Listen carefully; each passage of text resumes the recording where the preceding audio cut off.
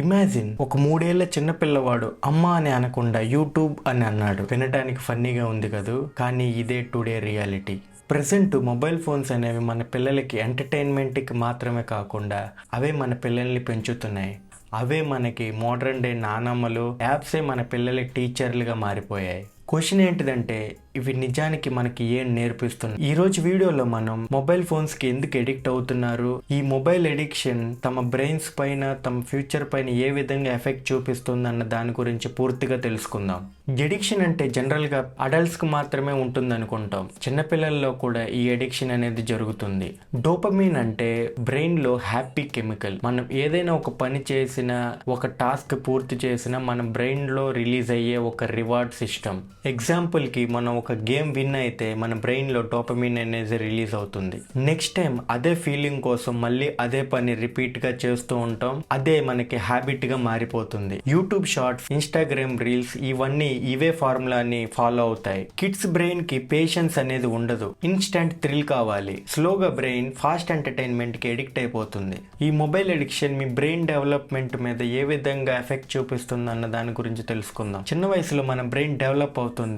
Like ఒక బంక మట్టి లాగా. దాన్ని ఏ షేప్ లో చేస్తామో అదే విధంగా షేప్ అవుతుంది. ఇప్పుడు స్క్రీన్సే మన బ్రెయిన్ ని షేప్ చేస్తున్నాయి. 3 ఏళ్ల వయసులోపు పిల్లలు రియల్ వరల్డ్ ని అబ్జర్వ్ చేయటం అనేది ఇంపార్టెంట్. అలాంటి వాళ్ళకి స్క్రీన్స్, మొబైల్స్ ఇవ్వటం వల్ల ఫేస్ టు ఫేస్ కమ్యూనికేషన్ అనేది తగ్గిపోతుంది. దాని వలన వాళ్ళు సరిగ్గా మాట్లాడకపోవటం, సోషల్ కనెక్షన్ అనేది మిస్ అవుతుంది. 3 నుంచి 8 ఏళ్ల పిల్లలు మొబైల్స్ యూజ్ చేయటం వల్ల అవుట్డోర్ గేమ్స్ అనేది ఆడటం మానేస్తారు.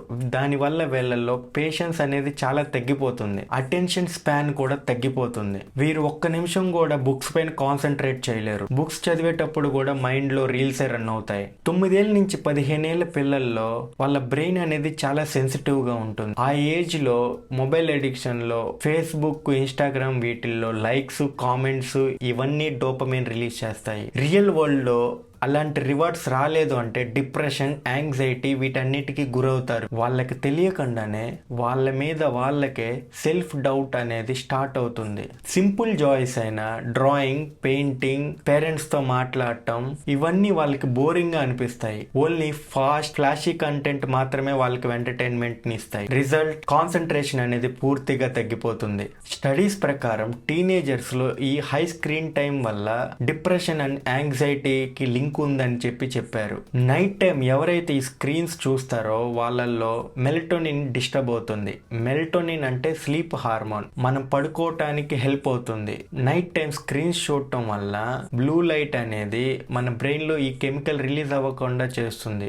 దానివల్ల మన స్లీప్ అనేది పూర్తిగా డిస్టర్బ్ అవుతుంది. సరైన స్లీప్ లేదు అంటే ఎమోషనల్ కంట్రోల్, మెమరీ, లెర్నింగ్ అన్ని ఎఫెక్ట్ అవుతాయి. ఒక రియల్ లైఫ్ ఎగ్జాంపుల్ ఏంటిదంటే, కోవిడ్ టైంలో ఒక పిల్లవాడు కంటిన్యూస్ గా 8 hours స్క్రీన్ ముందు ఉండేవాడు. లాక్డౌన్ అయిన తర్వాత టెక్స్ట్ బుక్ లో 10 నిమిషాలు కూడా కాన్సన్ట్రేటెడ్ గా చదవలేకపోయాడు. దానికి డాక్టర్స్ ఏమని రిపోర్ట్ ఇచ్చారంటే, attention span completely rewired by short videos అని. ఇప్పుడు అసలైన విలన్ల గురించి మాట్లాడుకుందాం. ఇదంతా యాక్సిడెంటల్ కాదు. ఈ యాప్స్ ని ఏ విధంగా రెడీ చేశారంటే, మీ పిల్లల అటెన్షన్ ని గ్రాప్ చేసే విధంగా, మీ పిల్లల సైకాలజీ ఇవన్నీ బేస్ చేసుకొని చేసినవి. Infinite scroll, YouTube shorts, Instagram reels లో ఎండ్ అనేది ఉండదు.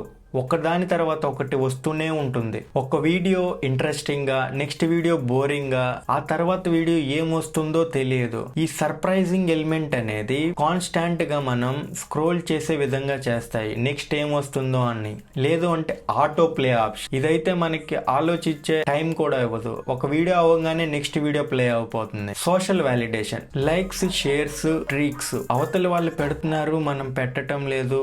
వాళ్ళకి లైక్స్ వస్తున్నాయి, నాకు రావటం లేదు. అదర్స్ అప్రూవ్ మీ అనే ఫీలింగ్ ని క్రియేట్ చేస్తుంది. చిన్న వయసులో అది డేంజరస్ గా మారే అవకాశం ఉంది. మీ పిల్లలు చూసే యాప్స్ మీ పిల్లలు ఏ రకమైన వీడియోస్ ని ఎక్కువసేపు చూస్తున్నారు అన్న దాన్ని అబ్జర్వ్ చేస్తుంది. వచ్చే వీడియో అలాంటి వీడియోనే అయి ఉండేటట్టు చూస్తుంది. వాళ్ళని ఎక్కువ సమయం వరకు అది చూసేలా చేస్తుంది. So basically they are not selling entertainment, they are just selling your attention. Your child's attention is equal to company's revenue.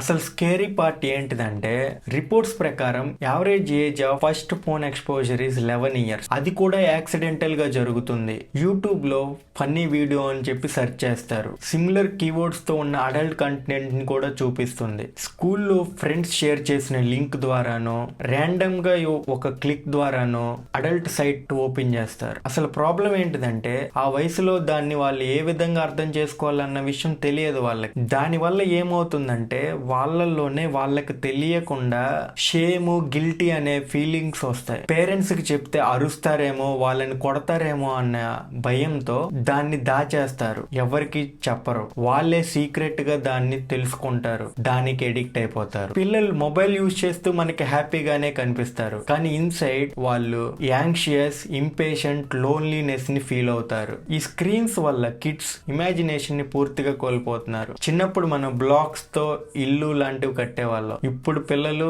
మొబైల్లో రీల్స్ స్క్రోల్ చేస్తున్నారు. చిన్నప్పుడు మనం మట్టితో ఆడుకునే వాళ్ళం, ఇప్పుడు పిల్లలు ఇన్స్టాగ్రామ్ ఫిల్టర్స్ తో ఆడుకుంటున్నారు. అసలు దరిద్రం ఏంట్రా అంటే, పేరెంట్స్ దాన్ని ప్రౌడ్ గా చెప్పుకుంటారు. 3 ఏళ్లకే మా పాప మొబైల్ హ్యాండిల్ చేయటం వచ్చు, తనంతట తానే ఇన్స్టాగ్రామ్, యూట్యూబ్ ఓపెన్ చేసి వీడియోస్ చూస్తుందని గొప్పగా చెప్పుకుంటారు. మీరే ఆలోచించండి, అది టాలెంటా?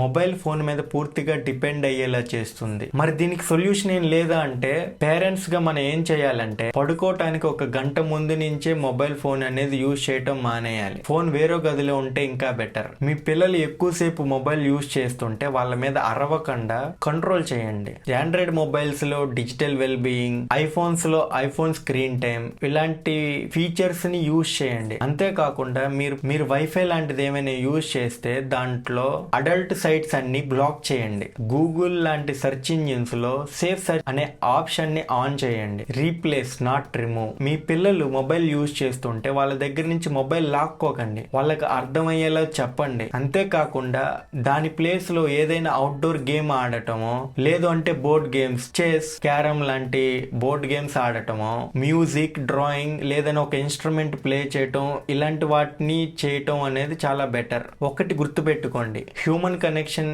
Is greater than digital connection. Co viewing, మీ పిల్లలతో కలిసి మీరు కూడా చూడండి, వాళ్ళని క్వశ్చన్ చేయండి, ఏం జరుగుతుంది, వాళ్ళు ఎందుకు అలా చేస్తున్నారు. దాని ద్వారా మీ పిల్లలు దాని గురించి ఆలోచిస్తారు, మళ్ళీ మిమ్మల్ని తిరిగి అడుగుతారు. దానివల్ల లోన్లీనెస్ కూడా పోతుంది. మీ పిల్లలకి డోపమైన్ గురించి, ఈ యాప్స్ ఏ విధంగా మీ పిల్లల బ్రెయిన్ మ్యానిపులేట్ చేస్తున్నాయి, రియల్ హ్యాపీనెస్ అనేది నిజంగా ఏదైనా టాస్క్ చేస్తే వస్తుంది అని అర్థమయ్యేలా చెప్పండి. ఈ రీల్స్, షార్ట్ వీడియోస్ చూస్తే వచ్చే హ్యాపీనెస్ అనేది శాశ్వతం కాదని, ఏదైనా ఎఫర్ట్స్ పెట్టి నేర్చుకొని అది చేస్తేనే రియల్ హ్యాపీనెస్ అని అర్థమయ్యేలా చెప్పండి.